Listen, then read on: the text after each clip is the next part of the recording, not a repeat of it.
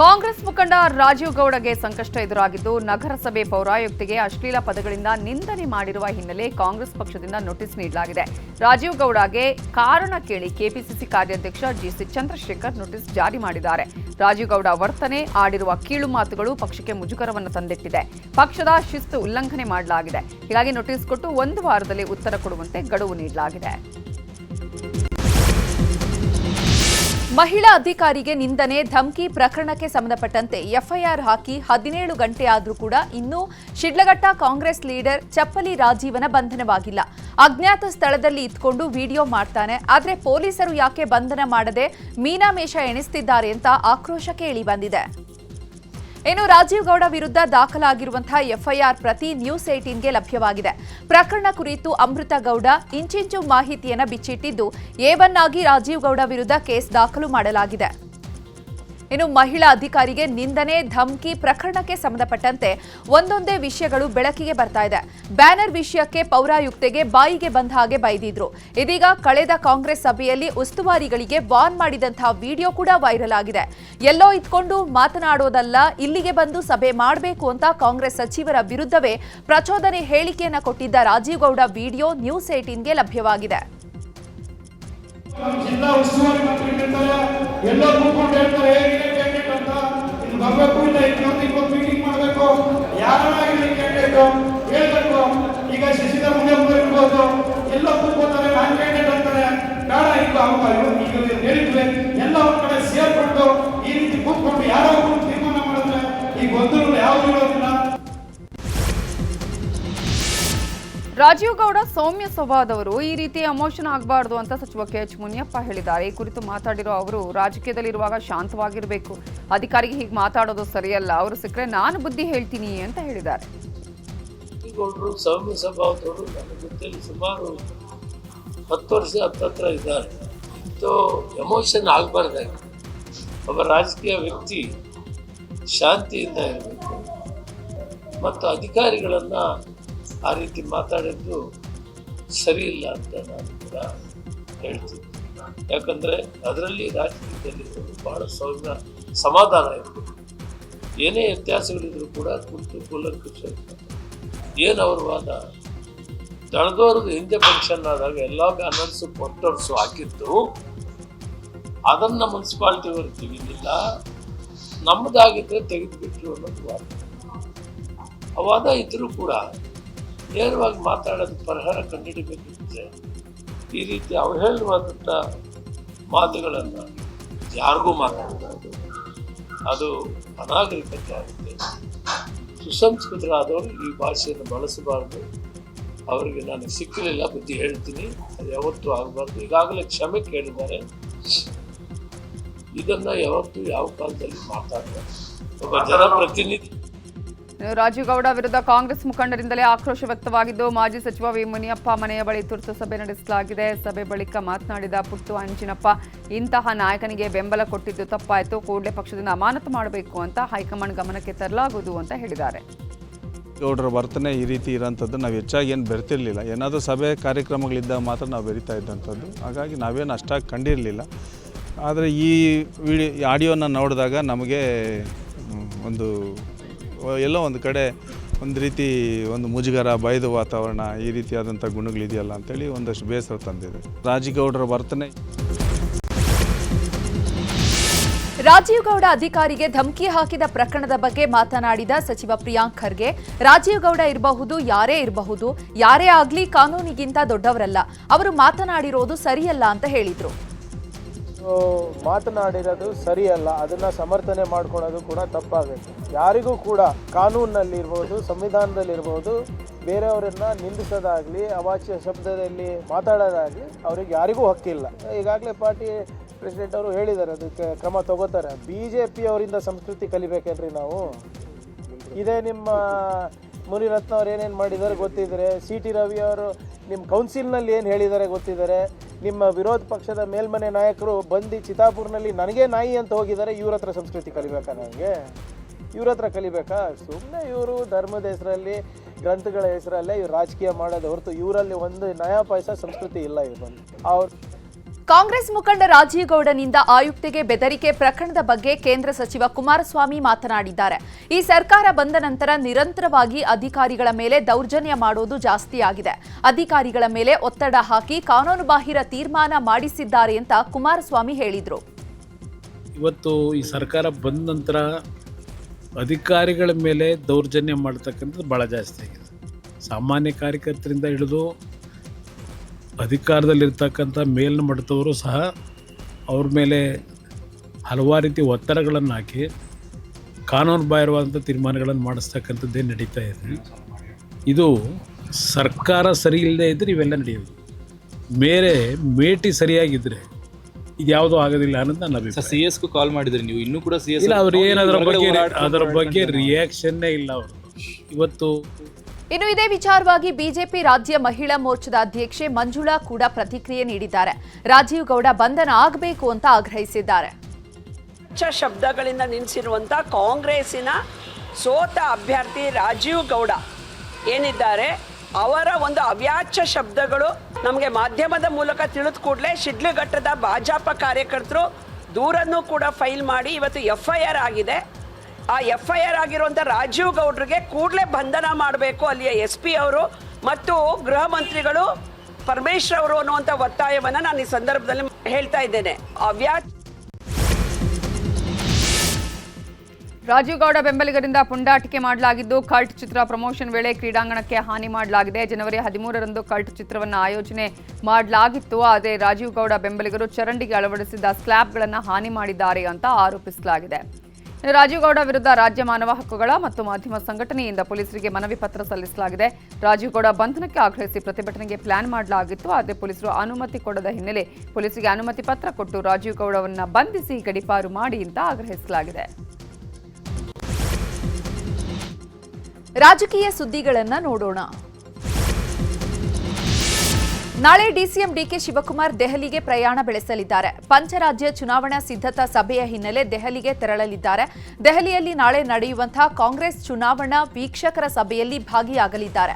ಅಸ್ಸಾಂ ಚುನಾವಣೆಯ ವೀಕ್ಷಕರಾಗಿ ಡಿಕೆಶಿ ಕಾರ್ಯನಿರ್ವಹಿಸಲಿದ್ದು, ಇನ್ನು ಇದೇ ವಿಚಾರವಾಗಿ ಮಾತನಾಡಿದ ಡಿಕೆಶಿ, ನಾಳೆ ದೆಹಲಿಗೆ ಹೋಗಿ ರಾಹುಲ್ ಗಾಂಧಿಯನ್ನ ಭೇಟಿಯಾಗ್ತೇನೆ ಅಂದಿದ್ದಾರೆ. ಎಲ್ಲ ಇರ್ತಾರೆ. ನಾಳೆ ನನಗೆ ಅಸ್ಸಾಂದು ಮೀಟಿಂಗ್ ಇದೆ ಮಧ್ಯಾಹ್ನ. ನಾನು ಹೋಗ್ತಾ ಇದ್ದೀನಿ. ಗೊತ್ತಿಲ್ಲಪ್ಪ, ನಾನೇನು ರಾಹುಲ್ ಗಾಂಧಿ ಭೇಟಿ ಹೊಸ್ತೇನಲ್ಲ ರೀ. ಯಾರು ಹೇಳಿದ್ ನನಗೆ ಅರ್ಥ ಏನ. ನಮ್ಮ ಪಕ್ಷದ ವಿರೋಧ ಪಕ್ಷದ ನಾಯಕರುಗಳನ್ನ ಭೇಟಿ ಮಾಡೋಂಥದ್ದು, ಪಕ್ಷದ ಅಧ್ಯಕ್ಷ ಭೇಟಿ ಮಾಡೋಂಥದ್ದು, ಫೋನ್ ಮಾತಾಡೋದು, ಅವೆಲ್ಲ ಪಬ್ಲಿಕ್ ಅಲ್ಲಿ it is not A public ಚರ್ಚೆ ಮಾಡೋದು ಮತ್ತೊಂದು ಏನಲ್ಲ ವಿಷಯ. ಬಳ್ಳಾರಿಯ ಗಲಾಟೆ ವಿಚಾರವಾಗಿ ಮಾತಾಡಿರುವ ಮಾಜಿ ಸಚಿವ ಜನಾರ್ದನ ರೆಡ್ಡಿ, ಬಳ್ಳಾರಿ ನಗರದ APMC ಜಾಗದಲ್ಲಿ ಜನವರಿ 17ರಂದು ಪ್ರತಿಭಟನಾ ಸಮಾವೇಶವನ್ನು ನಡೆಸಲಾಗುತ್ತೆ. ಈ ಜಾಗದಲ್ಲಿ 25ರಿಂದ 30 ಸಾವಿರ ಜನ ಭಾಗವಹಿಸುವುದಕ್ಕೆ ಅವಕಾಶ ಇದೆ. ಹಂತ ಹಂತವಾಗಿ ಹೋರಾಟ ನಡೆಸುವ ಬಗ್ಗೆ ಕೇಂದ್ರದ ನಾಯಕರು ಹೇಳಿದ್ದಾರೆ. ಜನವರಿ 17ರಂದು ಬಳ್ಳಾರಿಯಲ್ಲಿ ಕೋರ್ ಕಮಿಟಿ ಸಭೆ ನಡೆಸಿ ಬಳಿಕ ಜನವರಿ 20ರ ನಂತರ ದೆಹಲಿಗೆ ತೆರಳಿ ಕೇಂದ್ರ ನಾಯಕರ ಜೊತೆ ಚರ್ಚಿಸಲಾಗುತ್ತೆ ಅಂತ ಹೇಳಿದ್ದಾರೆ. ಇನ್ನಿದೇ ವಿಚಾರವಾಗಿ ಎನ್ ರವಿಕುಮಾರ್ ಕೂಡ ಪ್ರತಿಕ್ರಿಯಿಸಿದ್ದಾರೆ. ಒಂದು ದೊಡ್ಡ ಸಂಖ್ಯೆ, ಮ್ಯಾಕ್ಸಿಮಮ್ ಅಂದರೆ ಒಂದು 30,000 ಜನಗಳನ್ನ ನಾವು ಒಂದು 15ರಿಂದ 20,000 ಚೇರ್ಸ್ನ ಕಂಪ್ಲೀಟ್ ಮಾಡಲಿಕ್ಕೆ ಮಾತ್ರ ಅವಕಾಶ ಇದೆ. ಅವತ್ತು ಬೆಳಿಗ್ಗೆ ಎಲ್ಲ ಕೋರ್ ಕಮಿಟಿ ಸದಸ್ಯರು ಕೂಡ ಬಳ್ಳಾರಿಗೆ ಆಗಮಿಸ್ತಾ ಇದ್ದಾರೆ. ಕಾರ್ಯಕ್ರಮಕ್ಕಿಂತ ಮುಂಚೆ ಆ ಒಂದು ನೆಕ್ಸ್ಟ್ ಹೋರಾಟದ ಬಗ್ಗೆ ಅವತ್ತು ಒಂದು ತೀರ್ಮಾನ ಮಾಡಿ ಮತ್ತು ರಾಷ್ಟ್ರೀಯ ನಾಯಕರ ಜೊತೆ 20ನೇ ತಾರೀಕು ಆದಮೇಲೆ 20th ಆದಮೇಲೆ ಡೆಲ್ಲಿಗೆ ಹೋಗ್ಬಿಟ್ಟು ಮಾತಾಡ್ಕೊಂಡ್ಬಿಟ್ಟು ಮತ್ತು ಇನ್ನೊಂದು ಪ್ರತಿಭಟನಾ ವಿಚಾರದಲ್ಲಿ ಪಾದಯಾತ್ರೆ ವಿಷಯದಲ್ಲಿ ದಿನಾಂಕವನ್ನು ಡೆಲ್ಲಿಗೆ ಹೋಗಿ ಬಂದ ಮೇಲೆ ಘೋಷಣೆ ಮಾಡೋಣ ಅಂತೇಳಿ ನಿನ್ನೆ ರಾಜ್ಯಾಧ್ಯಕ್ಷರು ವಿಜೇಂದ್ರ ಅವರು ಹೇಳಿರೋ ಕಾರಣ ಇವತ್ತು ನಾವು 17ನೇ ತಾರೀಕು APMC ಮಾರ್ಕೆಟಲ್ಲಿ ಮೊದಲ ಹಂತದ ಹೋರಾಟ, ಒಂದು ಪ್ರತಿಭಟನಾ ರ್ಯಾಲಿ. ಓಪನ್ ಆಗಿ ಹೇಳ್ತಾರೆ ನಾರಾ ಭರತ್ ರೆಡ್ಡಿ 10 ನಿಮಿಷದಲ್ಲಿ ಜನಾರ್ದನ್ ರೆಡ್ಡಿ ಅವರ ಮನೆಯನ್ನು ಸುಟ್ಟು ಹಾಕಿ ವಾಪಸ್ ಬರ್ತಾ ಇದ್ದೆ. ಬಳ್ಳಾರಿಯನ್ನು 10 ನಿಮಿಷದಲ್ಲಿ ಸುಟ್ಟು ಬಿಡ್ತಾ ಇದ್ದೆ. ಒಬ್ಬ ಶಾಸಕರ ಬಾಯಲ್ಲಿ ಬರ್ತಕ್ಕಂಥ ಮಾತುಗಳ ಇದು. ಯಾಕೆ ಶಾಸಕರ ಮೇಲೆ FIR ಆಗಲಿಲ್ಲ? ಯಾಕೆ ಕೂಡಲೇ ಅರೆಸ್ಟ್ ಮಾಡಲಿಲ್ಲ? ಕಾಂಗ್ರೆಸ್ ಶಾಸಕರು ಏನು ಬೇಕಾದ್ರೂ ಮಾಡ್ಬೋದಾ? ಬರಕೂನ್ ಮಾಫ್ ಏನು ಬೇಕಾದ್ ಮಾಡಿದ್ರು ನಡೆಯುತ್ತಾ? ರಾಜ್ಯ ರಾಜಕಾರಣಕ್ಕೆ ಮರಳುವ ಬಗ್ಗೆ ಕೇಂದ್ರ ಸಚಿವ ಎಚ್.ಡಿ. ಕುಮಾರಸ್ವಾಮಿ ಮಾತನಾಡಿದ್ದಾರೆ. ಬೆಂಗಳೂರಲ್ಲಿ ಮಾತನಾಡಿದ ಅವರು, ರಾಜ್ಯ ರಾಜಕೀಯದಿಂದ ನಾನು ದೂರ ಸರಿಯೋದಿಲ್ಲ. ನಾನು ರಾಜಕಾರಣದಲ್ಲಿ ಇದ್ದೇನೆ. ನಾನು ಎಲ್ಲಿ ಇರಬೇಕು ಅಂತ ತೀರ್ಮಾನ ಮಾಡೋದು ರಾಜ್ಯದ ಜನತೆ. ನಮ್ಮ ಮೈತ್ರಿಯಲ್ಲಿ ಯಾವುದೇ ಗೊಂದಲ ಇಲ್ಲ. ನಮ್ಮ ಉದ್ದೇಶ ರಾಜ್ಯದಲ್ಲಿ ಒಳ್ಳೆ ಸರ್ಕಾರ ತರಬೇಕು ಅನ್ನೋದು ಅಷ್ಟೇ. ನಾನು ರಾಜಕಾರಣದಲ್ಲಿ ಇರ್ತೀನಿ. ರಾಜ್ಯ ರಾಜಕೀಯಕ್ಕೆ ಯಾವ ಸಮಯದಲ್ಲಿ ಬರಬೇಕು ಅಂತ ತೀರ್ಮಾನ ಮಾಡ್ತೀನಿ ಅಂತ ಹೇಳಿದ್ದಾರೆ. ನಿಮ್ಮ ಜನತೆ ನಾನು ಯಾವ ಸ್ಥಾನದಲ್ಲಿ ಇರಬೇಕು ಅನ್ನೋದು ತೀರ್ಮಾನ ಮಾಡೋದು ಅವರು, ನನ್ನ ಕೈಲಿಲ್ಲ.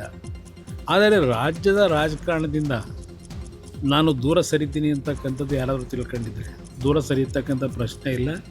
ರಾಜ್ಯದ ರಾಜಕಾರಣದಲ್ಲೂ ಇರ್ತೀನಿ. ಕೇಂದ್ರದಲ್ಲಿ ಗೌರವಾನ್ವಿತ ಪ್ರಧಾನಮಂತ್ರಿಗಳು ಏನೋ ಒಂದು ಹುದ್ದೆ ಕೊಟ್ಟಿದ್ದಾರೆ. ಆ ಎರಡೂ ಇಲಾಖೆಯಲ್ಲಿ ದೇಶದಲ್ಲಿ ಪ್ರಾಮಾಣಿಕವಾಗಿ ನನ್ನ ಕೈಲಿರೋ ಮಟ್ಟಿಗೆ ಎರಡೂ ಇಲಾಖೆಯಿಂದ ಒಳ್ಳೆಯ ಉತ್ತಮವಂಥ ಕೆಲಸಗಳನ್ನು ಮಾಡಲಿಕ್ಕೆ ಈಗಾಗಲೇ ಒಂದು ಫೌಂಡೇಶನ್ ಏನು ಹಾಕಿದ್ದೇನೆ. ಆ ಕೆಲಸದಲ್ಲಿ ಯಶಸ್ಸನ್ನು ಕಾಣಬೇಕು ಅನ್ನೋದು ಒಂದು ಭಾಗ. ರಾಜ್ಯದ ರಾಜಕಾರಣಕ್ಕೆ ಯಾವ ಸಮಯಕ್ಕೆ ಬರಬೇಕು ತೀರ್ಮಾನ ಬರ್ತೀರಾ ಒಟ್ಟು ಬರಲೇಬೇಕಾಗತ್ತಲ್ಲ, ಅದರಿಂದ ನೋಡೋಣ. ಎಚ್ಡಿಕೆ ಹೇಳಿಕೆಗೆ ಸಚಿವ ಪ್ರಿಯಾಂಕ್ ಖರ್ಗೆ ವ್ಯಂಗ್ಯವಾಡಿದ್ದಾರೆ. ಬೆಂಗಳೂರಲ್ಲಿ ಮಾತನಾಡಿದ ಅವರು, ರಾಜ್ಯದಲ್ಲಿ ಈಗಾಗಲೇ ಜೆಡಿಎಸ್ ನಿರ್ನಾಮ ಆಗಿದೆ. ಬಿಜೆಪಿಗೆ ಜೆಡಿಎಸ್ ಪಕ್ಷವನ್ನ ಲೀಸ್ಗೆ ಕೊಡಲಾಗಿದೆ. ಯಾಕೆ ಕೇಂದ್ರ ಸರ್ಕಾರದಲ್ಲಿ ಎಚ್ಡಿಕೆಗೆ ಸೂಕ್ತ ಸ್ಥಾನಮಾನ ಕೊಟ್ಟಿಲ್ವಾ ಅಂತ ವ್ಯಂಗ್ಯವಾಡಿದ್ದಾರೆ. ಮಾಡಲಿ, ಯಾಕೆ ಕೇಂದ್ರದಲ್ಲಿ ಸ್ಥಾನಮಾನ ಕೊಡಲ್ಲ ಅಂತ? It is his wish. ನಾವ್ಯಾಕೆ ಕಮೆಂಟ್ ಮಾಡಬೇಕು? ಅವರು ಪಂಚಾಯತ್ ಚುನಾವಣೆ ಮಾಡ್ತಾರ, ಪಾರ್ಲಿಮೆಂಟ್ ಚುನಾವಣೆ ಮಾಡ್ತಾರ, ಅದು ಅವರ it is his parties call and it is his personal choice. ಅದಕ್ಕೆ ನಮಗೇನು ಸಂಬಂಧ? ಇಲ್ಲಿ ಆಗಲೇ JDS ನಿರ್ನಾಮ ಆಗ್ತಾ ಇದೆ. JDS ಪಕ್ಷವನ್ನು ಲೀಸಿಗೆ ಕೊಟ್ಬಿಟ್ಟಿದ್ದಾರೆ BJPಗೆ. ಈಗ ಅವ್ರ ಸಂಬಂಧಿಕರೇ ಹೋಗ್ಬಿಟ್ಟು BJP ಟಿಕೆಟ್ ತೊಗೊಂಡು ನಿಲ್ತಾರೆ ಅಂದರೆ ಆ ಪಕ್ಷ ಎಷ್ಟು ಮಟ್ಟಿಗೆ ಬೆಳೀತಾ ಇದೆ ಅಂತ ನೀವೇ ಯೋಚನೆ ಮಾಡಬೇಕಾಗುತ್ತೆ. ಕಾಂಗ್ರೆಸ್ ಬಗ್ಗೆ ಟ್ವೀಟ್ ಮಾಡಿದ ಬಿಜೆಪಿ ಕಾರ್ಯಕರ್ತೆಗೆ ನೋಟಿಸ್ ನೀಡಲಾಗಿದೆ. ತುಮಕೂರಿನ ಬಿಜೆಪಿ ಮಹಿಳಾ ಕಾರ್ಯಕರ್ತೆ ಶಕುಂತಲಾ ನಟರಾಜ್ ಮೇಲೆ FIR ದಾಖಲಾಗಿದೆ. ರಾಷ್ಟ್ರಮಟ್ಟದ ಕ್ರೀಡಾಪಟುವಿನ ಮೇಲೆ ಕೇಸ್ ಹಾಕಿಸಿದ ಮಹಾನುಭಾವ ಅಂತ ಪ್ರಿಯಾಂಕ್ ಖರ್ಗೆ ವಿರುದ್ಧ ಪೋಸ್ಟ್ ಹಾಕಲಾಗಿತ್ತು. ಇದೇ ಕಾರಣಕ್ಕೆ ಕಲಬುರಗಿ ಸ್ಟೇಷನ್ ಬಜಾರ್ ಪೊಲೀಸ್ ಠಾಣೆಯಲ್ಲಿ ಕೇಸ್ ದಾಖಲಾಗಿದ್ದು ನೋಟಿಸ್ ಕೊಟ್ಟಿದ್ದಾರೆ ಅಂತ ಜಿಲ್ಲಾಡಳಿತ ಹಾಗೂ ಪೊಲೀಸರ ವಿರುದ್ಧ ಶಕುಂತಲಾ ವಿಡಿಯೋ ಹೇಳಿಕೆ ಬಿಡುಗಡೆ ಮಾಡಿ ಆಕ್ರೋಶ ಹೊರಹಾಕಿದ್ದಾರೆ. ಬಿಜೆಪಿ ಕಾರ್ಯಕರ್ತೆ ವಿವಸ್ತ್ರ ಪ್ರಕರಣಕ್ಕೆ ಸಂಬಂಧಪಟ್ಟಂತೆ ಸುಜಾತಾ ಹಂಡಿ ಸಹೋದರನನ್ನ ಸಿಐಡಿ ತಂಡ ವಿಚಾರಣೆ ನಡೆಸ್ತಾ ಇದೆ. ಕಳೆದ 5 ದಿನಗಳಿಂದ ಹುಬ್ಬಳ್ಳಿಯಲ್ಲೇ ಸಿಐಡಿ ಅಧಿಕಾರಿಗಳು ಬೀಡು ಬಿಟ್ಟಿದ್ದು ಹುಬ್ಬಳ್ಳಿಯ ಸರ್ಕ್ಯೂಟ್ ಹೌಸ್ನಲ್ಲಿ ವಿಚಾರಣೆ ನಡೆಸಲಾಗುತ್ತಿದೆ. ಈಗ ರಾಜ್ಯದ ವಿದ್ಯಮಾನಗಳನ್ನು ನೋಡೋಣ. ಚಿನ್ನದ ನಿಧಿ ಸಿಕ್ಕ ಬೆನ್ನಲ್ಲೇ ನಾಳೆಯಿಂದ ಉತ್ಖನನ ನಡೆಸಲು ಲಕ್ಕುಂಡಿ ಅಭಿವೃದ್ಧಿ ಪ್ರಾಧಿಕಾರ ನಿರ್ಧರಿಸಿದೆ. ಈ ಕುರಿತು ನ್ಯೂಸ್ 18 ಜೊತೆ ಮಾತನಾಡಿರುವ ಪ್ರಾಧಿಕಾರದ ಆಯುಕ್ತರಾದ ಶರಣು ಗೋಗೇರಿ, ಐತಿಹಾಸಿಕ ಲಕ್ಕುಂಡಿ ಗ್ರಾಮದಲ್ಲಿ ನಾಳೆಯಿಂದ ಉತ್ಖನನ ಮಾಡಲಾಗುತ್ತೆ. ಶ್ರೀಕೋಟೆ ವೀರಭದ್ರೇಶ್ವರ ದೇವಸ್ಥಾನದ ಆವರಣದಲ್ಲಿ ಉತ್ಖನನ ಕಾರ್ಯ ನಡೆಯಲಿದೆ ಅಂತ ಹೇಳಿದ್ದಾರೆ. ಇನ್ನು ಇದೇ ವಿಚಾರವಾಗಿ ಮಾತಾಡಿರೋ HK ಪಾಟೀಲ್, ನಾಳೆಯಿಂದ ಉತ್ಖನನ ನಡೆಯಲಿದ್ದು ಉತ್ಖನನ ಮಾಡಲು ವಿಶೇಷ ತಜ್ಞರನ್ನ ನೇಮಕ ಮಾಡಲಾಗಿದೆ ಅಂತ ಹೇಳಿದ್ದಾರೆ. ಇವತ್ತು ಕೇಂದ್ರ ಸರ್ಕಾರ ನಮಗೆ ಉತ್ಖನನವನ್ನು ನಮ್ಮ ಕೋಟೆ ವೀರಭದ್ರೇಶ್ವರ ದೇವಸ್ಥಾನದ ಮುಂಭಾಗದಲ್ಲಿ 10x10 ಮೀಟರ್ ಅಳತೆ ವ್ಯಾಪ್ತಿಯಲ್ಲಿ ಉತ್ಖನನವನ್ನು ಮಾಡಲಿಕ್ಕೆ ಕೇಂದ್ರ ಸರ್ಕಾರ ಈಗಾಗಲೇ ನಮಗೆ ಅನುಮತಿಯನ್ನು ನೀಡಲಾಗಿದೆ. ಆ ಒಂದು ನಿಟ್ಟಿನಲ್ಲಿ ನಾವು JCBಗಳನ್ನು ಬಳಸುವ ಹಾಗಿಲ್ಲ, ಯಾವುದೇ ಯಂತ್ರಗಳನ್ನು ಬಳಸುವ ಹಾಗಿಲ್ಲ.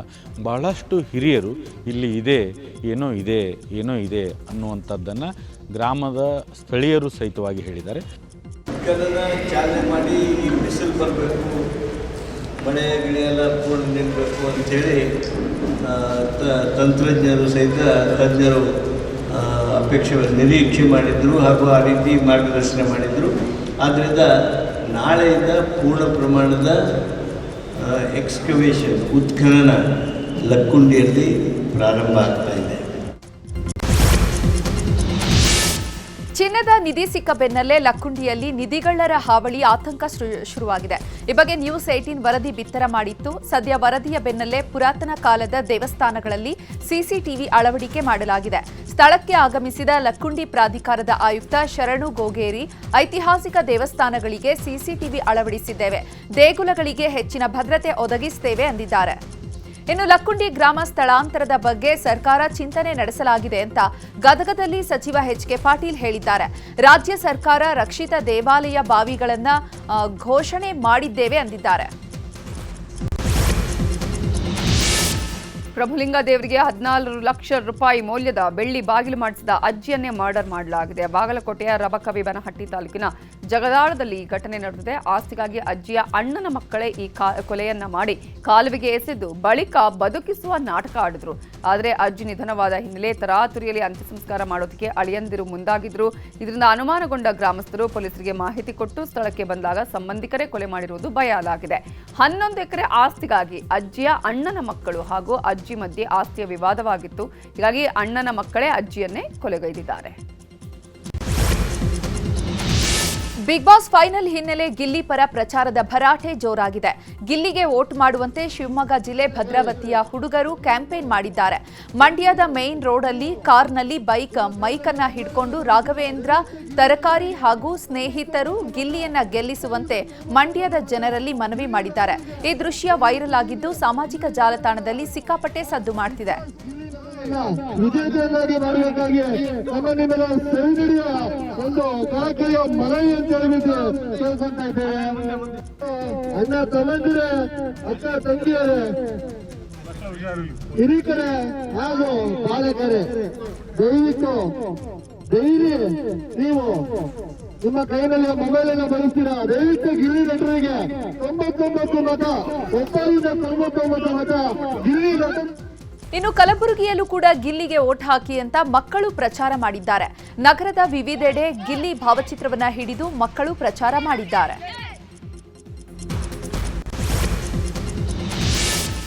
ತಂಗಿ ಮಾಡಿದ ಎಡವಟ್ಟಿನಿಂದಾಗಿ ನಟಿ ಕಾರುಣ್ಯ ರಾಮ್ ಸಂಕಷ್ಟ ಅನುಭವಿಸುವ ಪರಿಸ್ಥಿತಿ ಬಂದಿದೆ. 3 ವರ್ಷದ ಹಿಂದೆ ನಟಿ ಕಾರುಣ್ಯ ತಂಗಿ ಸಮೃದ್ಧಿ ಹಲವರಿಂದ ಸ್ಟುಡಿಯೋ ಮತ್ತು ಬಿಸಿನೆಸ್ಗೆ ಅಂತ ಹೇಳಿ ಲಕ್ಷಾಂತರ ರೂಪಾಯಿ ಹಣ ಪಡೆದು ವಂಚನೆ ಮಾಡಿದ್ರು. ಅಷ್ಟೇ ಅಲ್ಲದೆ ಮನೆಯಲ್ಲಿದ್ದ ಚಿನ್ನಾಭರಣವನ್ನು ಕದ್ದು ಆನ್ಲೈನ್ ಬೆಟ್ಟಿಂಗ್ ಗೇಮ್ಗೆ ಸುರಿದಿದ್ಲು. ಈಗ ತಂಗಿ ಮಾಡಿದ ತಪ್ಪಿಗೆ ನಟಿ ಕಾರುಣ್ಯ ವಂಚನೆಗೆ ಒಳಗಾದವರಿಂದ ಕಿರುಕುಳವನ್ನು ಅನುಭವಿಸುವಂತಾಗಿದೆ. ಈ ಬಗ್ಗೆ ನಟಿ ಕಾರುಣ್ಯ ರಾಮ್ ವಿಡಿಯೋ ಮೂಲಕ ಪ್ರಕರಣದ ಬಗ್ಗೆ ಕ್ಲಾರಿಟಿ ಕೊಟ್ಟಿದ್ದಾರೆ. 3 ವರ್ಷಗಳ ನೋವನ್ನ ಯಾರಿಗೂ ಹೇಳೋದಕ್ಕಾಗದೆ ತುಂಬಾ ಹೋರಾಡ್ತಿದ್ದೆ. ಬೆಟ್ಟಿಂಗ್ ಆ್ಯಪ್ನಿಂದ ಅದೆಷ್ಟೋ ಫ್ಯಾಮಿಲಿಗಳು ಬೀದಿಗೆ ಬಂದಿವೆ ಅಂತ. ಫ್ಯಾಮಿಲಿಯಲ್ಲಿ ನಮ್ಮ ಫ್ಯಾಮಿಲಿಯೂ ಒಂದು. ಸಹವಾಸ ದೋಷದಿಂದ ನನ್ನ ತಂಗಿ ಹಾಳಾಗಿದ್ದಾಳೆ. ನಾನು ನನ್ನ ತಂಗಿ ದೂರವಾಗಿ 3 ವರ್ಷಗಳೇ ಆಗಿವೆ ಅಂತ ಭಾವುಕರಾಗಿದ್ದಾರೆ.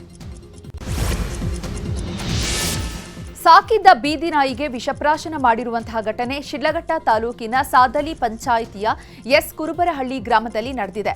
ಗ್ರಾಮದ ಲಕ್ಷ್ಮೀ ನರಸಿಂಹಯ್ಯ ಎನ್ನುವವರು ಸಾಕಿದಂತಹ ಬೀದಿ ನಾಯಿ ರಾತ್ರಿ ಹೊತ್ತು ದಾರಿಯಲ್ಲಿ ಹೋಗ್ತಿದ್ದವರನ್ನ ನೋಡಿ ಬೊಗಳ್ತಾ ಇತ್ತಂತೆ.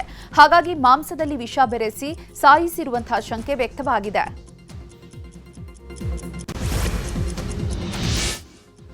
ಈಗ ಸಂಕ್ರಾಂತಿ ಸಂಭ್ರಮಕ್ಕೆ ಸಂಬಂಧಪಟ್ಟಂತಹ ಸುದ್ದಿ. ನಾಡಿನಾದ್ಯಂತ ಮಕರ ಸಂಕ್ರಾಂತಿ ಹಬ್ಬದ ಸಂಭ್ರಮ ಸಡಗರ ಮನೆ ಮಾಡಿದೆ. ದೇಗುಲಗಳಲ್ಲಿ ವಿಶೇಷ ಪೂಜೆಯನ್ನು ಸಲ್ಲಿಸಲಾಯಿತು. ದಕ್ಷಿಣದಿಂದ ಉತ್ತರಕ್ಕೆ ಸೂರ್ಯ ತನ್ನ ಪಥ ಬದಲಿಸುವಾಗ ಸೂರ್ಯನ ಕಿರಣಗಳು ಗವಿಗಂಗಾಧರೇಶ್ವರನ ಲಿಂಗವನ್ನು ಸ್ಪರ್ಶಿಸಿವೆ. 6 ನಿಮಿಷ 6 ಸೆಕೆಂಡ್ಗಳ ಕಾಲ ಶಿವನಿಗೆ ಭಾಸ್ಕರನ ಕಿರಣ ಅಭಿಷೇಕವಾಗಿದೆ. ನಿಧಾನವಾಗಿ ಗರ್ಭಗುಡಿ ಪ್ರವೇಶ ಮಾಡಿದ ಸೂರ್ಯರಶ್ಮಿ ನಂದಿ ಅನುಗ್ರಹ ಪಡೆದು ಗರ್ಭಗೃಹ ಪ್ರವೇಶ ಮಾಡಿ ಗವಿಗಂಗಾಧರೇಶ್ವರನಿಗೆ ಸೂರ್ಯ ಅಭಿಷೇಕ ಮಾಡಿದ್ದು, ಈ ವೇಳೆ ಈಶ್ವರನಿಗೆ ನಿರಂತರವಾಗಿ ಕ್ಷೀರಾಭಿಷೇಕವನ್ನು ಅರ್ಚಕರು ಮಾಡಿದ್ದು, ನಂತರ ಭಕ್ತರ ದರ್ಶನಕ್ಕೆ ಅವಕಾಶ ನೀಡಲಾಯಿತು.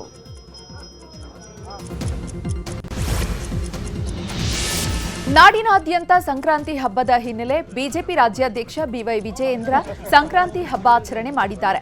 ಡಾಲರ್ಸ್ ಕಾಲೋನಿಯಲ್ಲಿರುವಂತಹ ಯಡಿಯೂರಪ್ಪ ನಿವಾಸದಲ್ಲಿ ಹಬ್ಬ ಆಚರಿಸಿ ಕಾರ್ಯಕರ್ತರಿಗೆ ಎಳ್ಳು ಬೆಲ್ಲ ನೀಡುವ ಮೂಲಕ ಸಂಕ್ರಾಂತಿ ಹಬ್ಬವನ್ನ ಅದ್ದೂರಿಯಾಗಿ ಆಚರಣೆ ಮಾಡಿದ್ದಾರೆ. ಇನ್ನು ಸಂಕ್ರಾಂತಿಯಂದು ಡಿಕೆಶಿ ಮನೆ ಬಳಿ ಕೋಲೆ ಬಸವ ಬಂದಿದ್ದು ಡಿಕೆಶಿಗೆ ಆಶೀರ್ವಾದ ಮಾಡಿದೆ. ಇನ್ನು ಮನೆ ಬಳಿ ಬಂದಂತಹ ಕೋಲೆ ಬಸವನಿಗೆ ಡಿಕೆಶಿ ನಮಿಸಿ ಬಳಿಕ ತಲಾ 3,000 ಹಣವನ್ನ ನೀಡಿದ್ದಾರೆ. ಮೈಸೂರು ಜಿಲ್ಲೆಯಲ್ಲಿ ಸಂಕ್ರಾಂತಿ ಸಂಭ್ರಮ ಜೋರಾಗಿ ನಡೆದಿದೆ. ದಂಡಮ್ಮ ದೇವಿ ಉತ್ಸವಕ್ಕೆ ಸಂಕ್ರಾಂತಿಯಂದು ಗ್ರಾಮಸ್ಥರಿಂದ ಪೂಜೆಯನ್ನ ನೆರವೇರಿಸಲಾಗಿದೆ. ಹಾಗೆಯೇ ಪುಟಾಣಿಗಳಿಂದ ಮೈಸೂರಲ್ಲಿ ಸುಗ್ಗಿ ಹಬ್ಬ ಮಾಡಲಾಗಿದ್ದು, ನಂಜನಗೂಡು ತಾಲೂಕಿನ ಚಿನ್ನಂಬಳ್ಳಿ ಗ್ರಾಮದ ಸರ್ಕಾರಿ ಹಿರಿಯ ಪ್ರಾಥಮಿಕ ಶಾಲೆಯಲ್ಲಿ ಸಂಕ್ರಾಂತಿ ಹಬ್ಬವನ್ನು ಆಚರಿಸಲಾಯಿತು. ಹುಬ್ಬಳ್ಳಿಯಲ್ಲೂ ಸಂಕ್ರಾಂತಿ ಸಂಭ್ರಮ ಕಳೆಗಟ್ಟಿತ್ತು. ಗುಡ್ಶೆಡ್ ರೋಡ್ನಲ್ಲಿ ತಮಿಳು ನಿವಾಸಿಗಳಿಂದ ಪೊಂಗಲ್ ಆಚರಣೆ ಮಾಡಲಾಗಿದ್ದು, ಪಾರಿವಾಳಗಳನ್ನು ಗಗನಕ್ಕೆ ಹಾರಿಬಿಟ್ಟು ಹಬ್ಬಕ್ಕೆ ಚಾಲನೆ ಕೊಟ್ಟರು.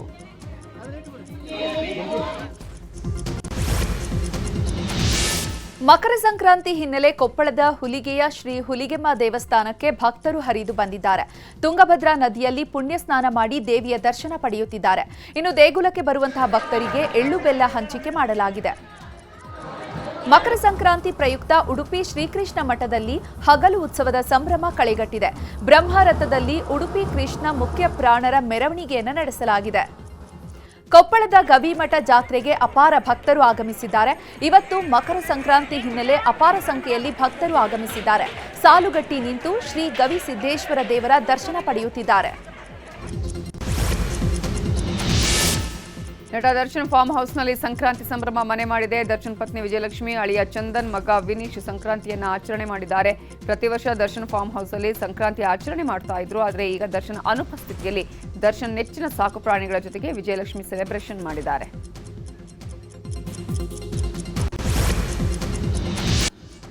ದೇಶದ ಸುದ್ದಿಗಳನ್ನು ನೋಡೋಣ. ಚುನಾವಣಾ ತಂತ್ರಗಾರಿಕೆ ಸಂಸ್ಥೆಯಾದಂತಹ ಐಪ್ಯಾಕ್ ಮೇಲೆ ಜಾರಿ ನಿರ್ದೇಶನಾಲಯ ದಾಳಿ ನಡೆಸಿದ ಪ್ರಕರಣಕ್ಕೆ ಸಂಬಂಧಪಟ್ಟಂತೆ ಪಶ್ಚಿಮ ಬಂಗಾಳ ಮುಖ್ಯಮಂತ್ರಿ ಮತ್ತು ಟಿಎಂಸಿ ಮುಖ್ಯಸ್ಥೆ ಮಮತಾ ಬ್ಯಾನರ್ಜಿಗೆ ಸುಪ್ರೀಂ ಕೋರ್ಟ್ನಲ್ಲಿ ಅತಿದೊಡ್ಡ ಹಿನ್ನಡೆಯಾಗಿದೆ. ಜನವರಿ 8ರ ದಾಳಿಗೆ ಸಂಬಂಧಪಟ್ಟಂತೆ ಜಾರಿ ನಿರ್ದೇಶನಾಲಯದ ಅಧಿಕಾರಿಗಳ ಮೇಲಿನ ಪಶ್ಚಿಮ ಬಂಗಾಳ ಪೊಲೀಸರ ಎಫ್ಐಆರ್ಗೆ ಸುಪ್ರೀಂ ತಡೆ ನೀಡಿದ್ದು, ಮುಂದಿನ ವಿಚಾರಣೆಯನ್ನು ಫೆಬ್ರವರಿ 3ಕ್ಕೆ ಮುಂದೂಡಿದೆ. ದೇಶದ ಅತಿ ಶ್ರೀಮಂತ ಸ್ಥಳೀಯ ಸಂಸ್ಥೆ ಮಹಾರಾಷ್ಟ್ರದ Brihan Mumbai municipal corporation BMC ಚುನಾವಣೆಗೆ ಮತದಾನ ನಡೆದಿದೆ. ಕೇಂದ್ರ ಸಚಿವ ನಿತಿನ್ ಗಡ್ಕರಿ ನಾಗ್ಪುರದಲ್ಲಿನ ಮತಗಟ್ಟೆಗೆ ತೆರಳಿ ಮತದಾನ ಮಾಡಿದ್ರು. ಇನ್ನು ರಾಜ್ ಠಾಕ್ರೆ ಕೂಡ ಮತಗಟ್ಟೆಗೆ ಆಗಮಿಸಿ ಮತದಾನವನ್ನ ಮಾಡಿದ್ದಾರೆ. ಈ ಚುನಾವಣೆಯು ಮಹಾರಾಷ್ಟ್ರ ರಾಜಕೀಯದಲ್ಲಿ ಮಹತ್ವದ ತಿರುವು ಕೊಡುವ ಸಾಧ್ಯತೆ ಇದ್ದು, ಶಿವಸೇನಾ ಪಕ್ಷ ವಿಭಜನೆಯ ನಂತರ ಉದ್ಧವ್ ಠಾಕ್ರೆ ಹಾಗೂ ರಾಜ್ ಠಾಕ್ರೆ ಒಂದಾಗಿ ಮೊದಲ ಬಾರಿ ತಮ್ಮ ಶಕ್ತಿಯನ್ನ ಜನಮತದ ಮೂಲಕ ಪರೀಕ್ಷೆಗೆ ಇಟ್ಟಿದ್ದಾರೆ. ನಾಳೆಯೇ ಫಲಿತಾಂಶ ಹೊರಬೀಳುವ ಸಾಧ್ಯತೆ ಇದೆ. ಮಕರ ಸಂಕ್ರಾಂತಿ ಹಬ್ಬ ಹಿನ್ನೆಲೆ ಜಾರ್ಖಂಡ್ನಲ್ಲಿರುವ ಪ್ರಸಿದ್ಧ ಬಾಬಾ ವೈದ್ಯನಾಥ ಧಾಮ್ ದೇಗುಲಕ್ಕೆ ಸಾವಿರಾರು ಭಕ್ತರು ಆಗಮಿಸಿದ್ರು. ಹಬ್ಬದ ಹಿನ್ನೆಲೆ ದೇವರ ದರ್ಶನ ಪಡೆದು ಪುನೀತರಾಗ್ತಿದ್ದಾರೆ. ರಾಜಸ್ಥಾನದ ಜೈಪುರದಲ್ಲಿ 78ನೇ ಸೇನಾ ದಿನಾಚರಣೆಯನ್ನು ಆಚರಿಸಲಾಗಿದೆ. ಆಪರೇಷನ್ ಸಿಂಧೂರ್ನಲ್ಲಿ ಭಾಗಿಯಾಗಿದ್ದ ಸೈನಿಕರು ಪರೇಡ್ನಲ್ಲಿ ಭಾಗಿಯಾಗಿದ್ದು ಭಾರತೀಯ ಸೇನಾ ಸಾಮರ್ಥ್ಯ ಪ್ರದರ್ಶನ ಮಾಡಿದ್ದಾರೆ. ಈ ಕಾರ್ಯಕ್ರಮದಲ್ಲಿ ರಾಜನಾಥ್ ಸಿಂಗ್ ಭಾಗಿಯಾಗಿದ್ದರು. ಈಗ ಅಂತಾರಾಷ್ಟ್ರೀಯ ಮಟ್ಟದ ಸುದ್ದಿಯನ್ನ ನೋಡೋಣ. ದೇಶದೊಳಗೆ ಸಾಮಾಜಿಕ ಮತ್ತು ಕಾನೂನಾತ್ಮಕವಾಗಿ ಸಮಸ್ಯೆ ತರಬಲ್ಲಂತಹ ವಿದೇಶಿಗರಿಗೆ ಅಮೆರಿಕ ಶಾಕ್ ಕೊಟ್ಟಿದೆ. ಕೆಲ ದೇಶದ ನಿವಾಸಿಗಳಿಗೆ ವೀಸಾ ನೀಡೋದನ್ನೇ ಸ್ಥಗಿತಗೊಳಿಸಲಾಗಿದ್ದು, ಒಟ್ಟು 75 ದೇಶಗಳಿಗೆ ಅಮೆರಿಕದ ವೀಸಾ ಪ್ರಕ್ರಿಯೆಯನ್ನು ಅನಿರ್ದಿಷ್ಟಾವಧಿಯವರೆಗೆ ಫ್ರೀಸ್ ಮಾಡಿದೆ. ಈ 75 ದೇಶಗಳ ಪೈಕಿ ಪಾಕಿಸ್ತಾನ, ಬಾಂಗ್ಲಾದೇಶ ಕೂಡ ಸೇರಿದ್ದು, ಪಾಕಿಸ್ತಾನದೊಂದಿಗೆ ಅಮೆರಿಕದ ಸಂಬಂಧಕ್ಕೆ ಹೊಸ ಪುಷ್ಟಿ ಸಿಕ್ಕಿರುವ ಹೊತ್ತಲ್ಲೇ ಈ ಕ್ರಮ ಕುತೂಹಲ ಕೆರಳಿಸಿದೆ. ಅಮೆರಿಕ ವಾರ್ನಿಂಗ್ ಕೊಟ್ಟರೂ ಇರಾನ್ನಲ್ಲಿ ಹೊತ್ತಿದ ಪ್ರತಿಭಟನೆಯ ಕಿಚ್ಚು ತಣ್ಣಗಾಗಿಲ್ಲ. ಹೀಗಾಗಿ ಅಮೆರಿಕ ದಾಳಿ ಎಚ್ಚರಿಕೆಯನ್ನು ಕೊಡ್ತಾ ಇದ್ದಂತೆ ಇರಾನ್ ತನ್ನ ವಾಯು ಪ್ರದೇಶ ಮುಚ್ಚಿದೆ. ಇದರ ಬೆನ್ನಲ್ಲೇ ಭಾರತ ಸೇರಿದಂತೆ ಹಲವು ದೇಶಗಳ ಇರಾನ್ನಲ್ಲಿರುವಂತಹ ತಮ್ಮ ಪ್ರಜೆಗಳಿಗೆ ಎಚ್ಚರಿಕೆಯನ್ನು ನೀಡಿದೆ. ಈ ಮಧ್ಯೆ ಇರಾನ್ ವಿದೇಶಾಂಗ ಸಚಿವ ಸೈಯದ್ ಅಬ್ಬಾಸ್ ಅರಘ್ವಿ ಮತ್ತು ಭಾರತದ ವಿದೇಶಾಂಗ ಸಚಿವ ಎಸ್ ಜೈಶಂಕರ್ ಮಾತುಕತೆ ನಡೆಸಿದ್ದಾರೆ.